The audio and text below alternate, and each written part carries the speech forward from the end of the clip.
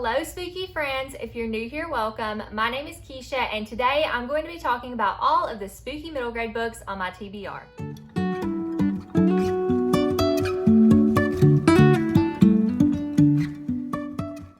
Happy BOOKAthon 2022. If you don't know what I'm talking about, my friend Ashley from the Bent Biblios podcast and I are currently hosting BOOKAthon. This is our first go around with this readathon. It is my first readathon that I've ever hosted and I'm so excited about it. So much so that I thought today would be a good time to talk about the spooky middle grade books on my physical TBR. I've been seeing the series go around on different people's channels like Kayla from Books and Lala and Meg from Meg with Books, where they have been talking about all of the books on their physical TBR, but they break it up depending on the genre or different things like that. And I really wanted to start this and I thought, what better time to talk about spooky middle grade books, except maybe in October, than BOOKAthon. So I want to talk about these books today. These are only the books on my physical TBR, and to be honest, I thought that I would have more. These two stacks, yes, I said two stacks, and I'm saying that I think I should have more, but I just didn't feel like I was grabbing books, and I was like, you know, I just really feel like as someone who is obsessed with spooky middle grade, this stack would be bigger, but it's not. However, my Goodreads TBR of my spooky middle grade books is bigger. So if you'd like even more recommendations for spooky middle grade books, then you can go to my Goodreads, which is linked down in the description box below. And I do have a shelf that is for spooky middle grades. I'm not going to go too in depth today with these books just because there are quite a few of them. And so I'm just going to kind of graze over what I know them to be about and then why they piqued my interest. These books are in no particular order, so let's just go ahead and get started. First book on my list is going to be The House on Hoarder Hill by Mickey Lish and Kelly Ngai. I don't know how to say these authors' names, so I apologize, but this book piqued my interest, one, because of the cover. There is an alternate cover as well that I thought was really interesting, and that's initially what drew me into this. But also, this is a book about siblings that start receiving these cryptic messages, and they go to their grandfather's house, which is the house on Hoarder Hill. It's really eerie. I believe their grandmother's missing, and some things like this house holds all these secrets, and they start going on this like mysterious journey. I'm pretty sure the house is like a labyrinth, which labyrinth is a word that really piques my interest because I love mazes and puzzles and different things like that. So the fact that this is kind of creepy and also has some mystery and secrets is definitely why I added this to my list. I've heard good things about it, so I hope I'm able to pick it up soon. The next book is The Missing Piece of Charlie O'Reilly by Rebecca K.S. Ansari. This book piqued my interest because it said Missing Piece of Charlie O'Reilly, and I don't know why, it just sounded interesting. And I knew it was spooky middle grade, so if it's spooky middle grade, I'm basically going to pick it up. But all that I know about this is there's a boy who remembers having a brother, and now he doesn't, and nobody else remembers his brother, and so he's trying to figure out, like, I know that I remember my brother, but nobody else does. Did I have a brother? Am I going crazy? Am I not? But then he receives this handwritten note from his brother, and so now it's up to him to save him. So that sounds really interesting to me. I don't really have anything else to say, but that's what it's about. I'm trying to not be super repetitive with how I describe all these, so we'll see how that goes. But the next book is Scritch Scratch by Lindsay Curry. Somebody is going to come at me and say, didn't you already read this for your middle grade kiddos book club? Yes, but not all of it. I might have looked up the ending just so I could talk about it because that month was really rough on me reading, and so I didn't actually get around to finishing it, so it's still on my TBR because I want to go back even though I know what's going to happen.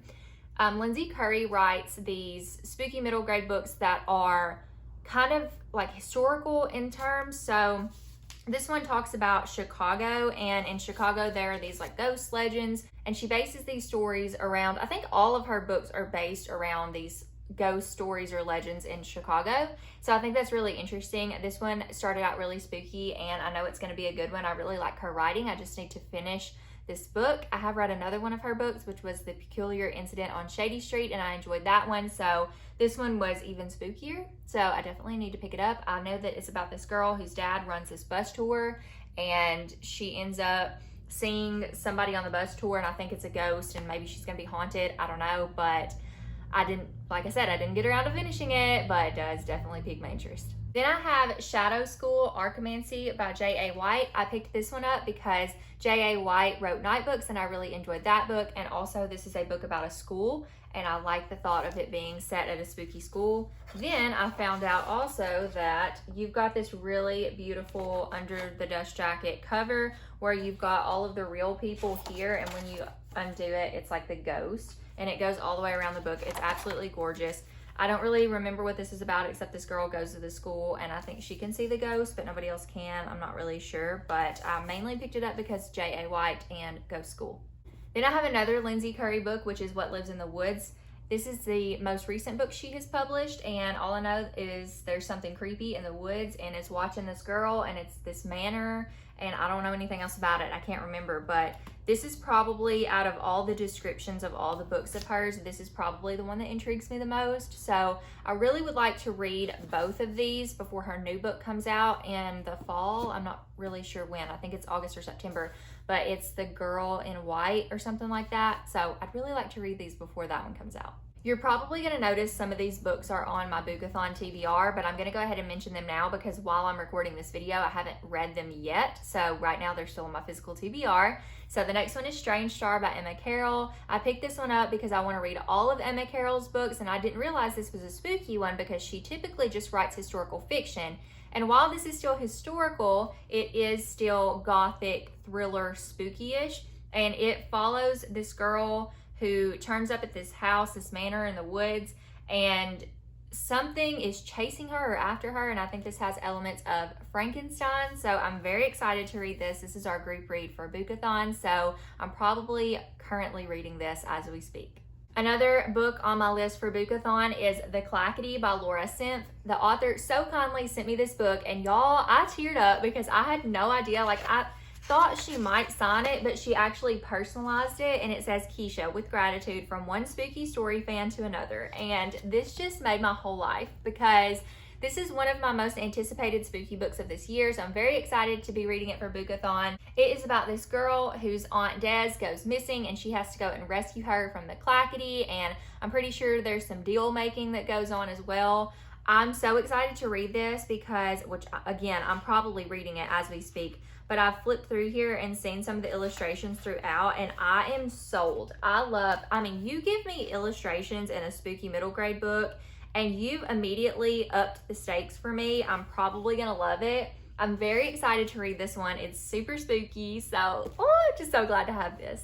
Then I have Evangeline of the Bayou by Jan Eldridge with illustrations by Joseph Kufler. This is an advanced reader copy that I bought at a library sale. P.S. You're not supposed to sell ARCs libraries, but did I support the library and buy an ARC anyways? Yes, I did. So I guess I shouldn't say what you should and shouldn't be doing since I'm supporting it, but I'm supporting libraries, so it's okay, right? This book has illustrations in it as well, and I'm trying to find some of them because obviously that piques my interest. And this is a story about Evangeline. She lives in the bayou of New Orleans, and she is a huntress, and she has to rescue her grandmother from some kind of darkness. The thing that piqued my interest about this is that it was set in New Orleans, and that's in the South, and I live in Tennessee, which is in the South, and so I just kind of wanted a spooky book set in the South. Then I have this gorgeous book. Would you just look at this? Can we take a minute? Can we just take a minute to look at the freaking illustrations on this book? So this is The Magnificent Monsters of Cedar Street, and the cover is obviously what drew me in. This is basically something that reminds me of Fantastic Beasts, the movie Fantastic Beasts and Where to Find Them, the Harry Potter world. I'm sure you guys know what I'm talking about, but this just kind of feels like how Newt takes care of all these fantastical creatures.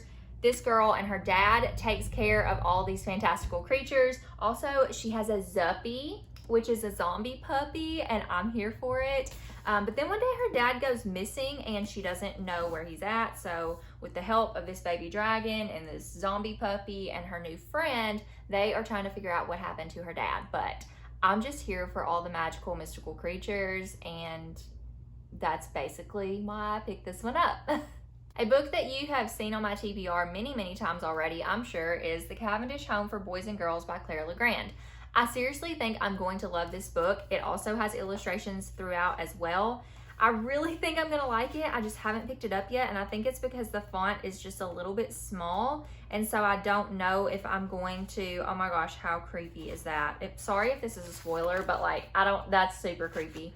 All these little doll things. Oh my gosh. Oh, that's a spoiler, I think. So if you don't know what the book's about, it's not a spoiler, but it's fine. I mean, it doesn't tell you. It's fine. It's fine. I've already showed it, so we're here.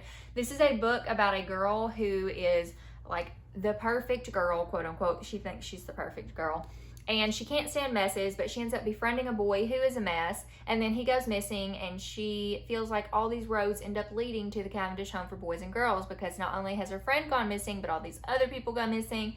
Roads lead to the school where these kids come in, and they either don't come out at all, or they come out very, very different than the way they came in. So this has been on my list for God knows how long, probably since I started my Goodreads, and I just really need to read it. The next book I have is The Halloween Moon by Joseph Fink. The reason this is on my list is because Ashley and Tegan read this book last year for the Readers Creepers Readathon Instagram thing they were doing last year. This was the group read, and I didn't get around to it because I'm a bad friend. So I'm hoping to get to it this Halloween. I wasn't super interested in it until they picked it for their Readers Creepers Readathon, and then I became interested, and I love how it's got kind of the flip where you have the normal on top and then you flip and it's kind of spooky. I don't know what this one's about at all. I just know, I think it's the town ends up being Halloween all the time, and they're trying to maybe reverse that. I think everybody wanted it to be Halloween all the time, and now they don't. So something to do with Halloween. Then I have Skeleton Key by Kim Ventrella.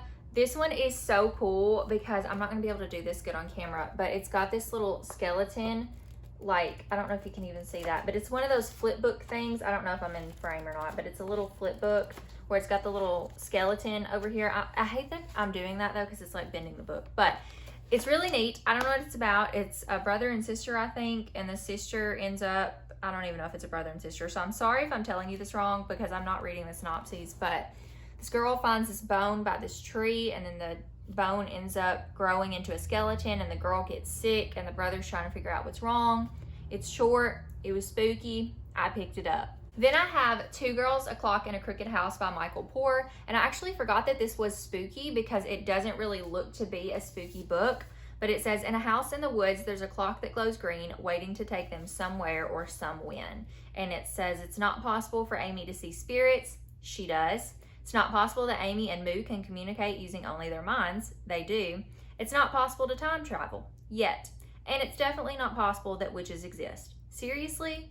None of these things are possible until now. So this is a story of things that are not possible, apparently, until now. I don't know if it's super spooky, but the fact that there's spirits and witches and stuff, I know that makes it more fantasy, but I think that I'm going to classify this as spooky. Then I have A Tale Dark and Grim by Adam Gidwitz. This is a book that I bought to share with my middle grade book club, but I wanted to read it first because it seems very whimsical in nature. Even though the stories are very dark because it's based off of Grimm's fairy tales and they are telling more of the original fairy tales, there is some whimsy to the narration of this.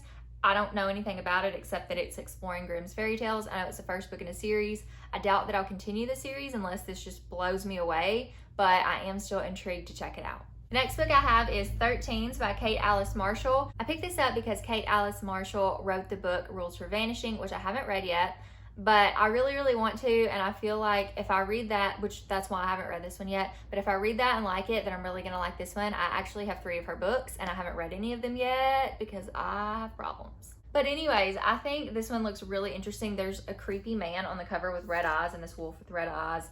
There's something like maybe a cat on the back and the trees with red eyes. And it just looks spooky. I don't know anything about it. It says the town is cursed, the clock is ticking, and they're next. I know that something is going on and they're trying to find answers in this book, and that's all I know. Then I have The Witches by Roald Dahl, and I have the regular version of it, and then I have the graphic novel version of it, which I'm not like super crazy about this graphic novel art style. It's not my favorite. I don't like the really kind of, I don't want to say dumb. I like the quirky, like Adventure Time or weird. There's just a certain type of art. This isn't really Adventure Time, but I don't know how to describe it. Gravity Falls, like, I don't like that kind of art style. There's just certain kinds that I don't really like, and this is one of them, but it's not like the worst thing in the world, so I'm hoping I'm still gonna like it. But I wanted to read these in tandem and also watch the movie, which I haven't done yet. I have read and loved Roald Dahl's other books like the BFG and Matilda, and so I really want to read The Witches. I did see the movie with Angelica Houston when I was younger, and it was really creepy, so that's kind of what has made me interested to read the book. Then I have A World Full of Spooky Stories, 50 Tales to Make Your Spine Tingle. This is pretty self-explanatory. This is just a book of spooky stories. You get to kind of travel around the world. So this one says it's North America, a story from Canada. Then you have Asia, a story from Syria. And these are just all different kinds of stories and legends around the world. And it has beautiful illustrations, and I'm very excited to read this. I'm actually hoping to read it this fall. Next, I have Watch Hollow by Gregory Finero. This is a book that also has a sequel to it, so I'm really excited to get to this one and see if I enjoy it enough to continue. I don't remember much about this one either, so sorry for being super repetitive, but I know that these people move into this house, there's a clock, and these animals start coming out of this clock, and there's a monster, and I don't know anything else about it, but it's spooky and it sounded good. Next up, I have The Bone Snatcher by Charlotte Salter. This one just looked really interesting to me. It's about this girl who I believe has a tragic past that lives on this island of this inventor, and I don't know that the inventor is still there, but I believe he had a tragic past as well, and she's trying to figure out how to get off this island. There are sea monsters surrounding it, as you can see on the cover, and she's trying to find this monster box that has like the key to escaping the island. It says secrets, monsters, inventions beyond your wildest dreams, and that's just the beginning of the story. So I've had this one on my shelves for a really long time. I think I found it on Book Outlet, and it just kind of piqued my interest, so I got it. So I really need to read this sooner rather than later. Then I have The Boy, the Boat, and the Beast by Samantha M. Clark. This is a survival-esque story. I love that there's like a creepy crocodile on the cover that blends in with the trees. I don't know if it's a crocodile, it just kind of looks like one, but it's about this boy who gets stranded on this island, and he doesn't have his memory, which is, okay, you're stranded on an island, you don't have a memory, and there's somebody creepy or something creepy watching you. That's all I needed to know to pick this up. And the last book on my list is The Ghouls of Howfair by Nick Tomlinson. This is about a girl that has learned about these legends of Howfair, and she believes they're starting to come true, and her mom doesn't believe her and forbids her from researching any longer, so she just kind of takes matters into her own hands to try to figure out if the ghouls of Howfair are real. So that is all of the books that I have. I think there were about 22 books there, so while that doesn't seem like a lot to me, it probably seems like a lot to y'all. So maybe you guys got some new spooky middle grade recommendations today. I just wanted to share my TBR with you because these are books that I haven't really talked about yet unless I did it in a haul, and it's probably been a while. So I just wanted to share with you some of my spooky middle grade books amidst BOOKAthon. So hopefully you found some that piqued your interest. And if you saw some that I don't own, or if you see some that are not on my Goodreads spooky middle grade list, please leave me comments down below and recommend me some books, because I always love spooky middle grade recommendations. Thank you all so much for tuning in for this video today. I love you all so much, and I will see you in my next video. Bye, friends.